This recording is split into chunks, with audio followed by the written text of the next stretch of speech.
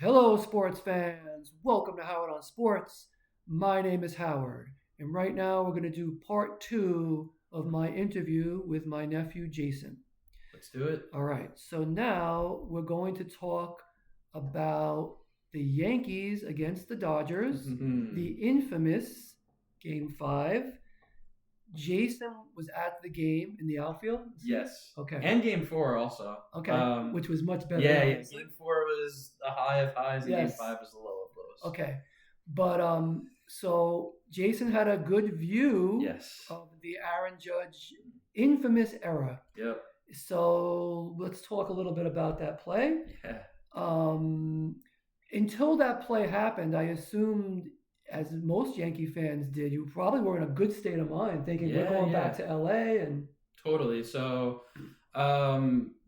taking it a step back, Judge in that series or in the postseason wasn't playing well. But then earlier in that game, when the Yankees scored their initial 5 runs, he hit a homer, and everybody was super happy, and vibes were good in the stadium. And didn't he make a great defensive play? Yes, he made a nice catch. And again, where I was sitting, it was like left center field, so I had a great view of both the nice defensive play.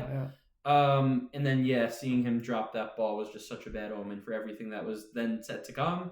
So you think he had his eye on the runner? Like, what do you? He had his eye. Yeah, I think he was thinking too far ahead. He wanted to throw him out, or at least make a good throw to put himself in a position to do that. And lost the fundamentals, but he hadn't dropped the fly ball all season, and that is the worst time to then drop that first fly ball, which is crazy. So take me through your mindset as the inning progressed. Yeah. And more things went wrong. Like what were you thinking? Yeah, like it's like, when is this going to stop? Because we counted it up. We gave them 5, probably 6 outs, but even if you want to say 5, we gave them extra outs, and they capitalized, as any good baseball team does. Yes. But yeah, like you want to be optimistic and think, whatever, we gave them some runs, we'll come back and we'll score.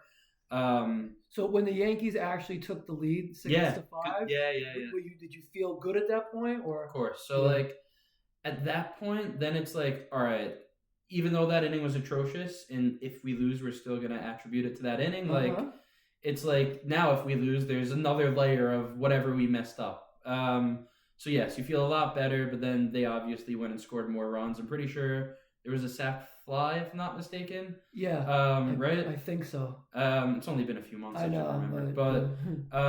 So yeah, it was a roller coaster of emotion. My friends still make fun of me because when the Yankees had scored those 5 runs, right.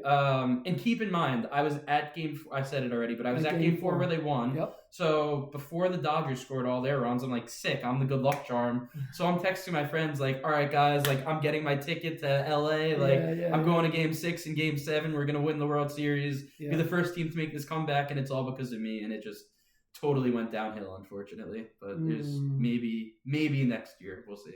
All right. Yeah. But I'm going to assume, even though it was a terrible thing to witness, that you were still glad that you witnessed history, right? I mean, totally. So I can say that within 48 hours of each other, I saw the best and the worst Yankees game of my generation, which is pretty damn cool. So it wasn't the end outcome that we wanted, but it was one hell of a ride regardless. All right, cool. All right, we'll be back soon with part 3. Absolutely. Cool.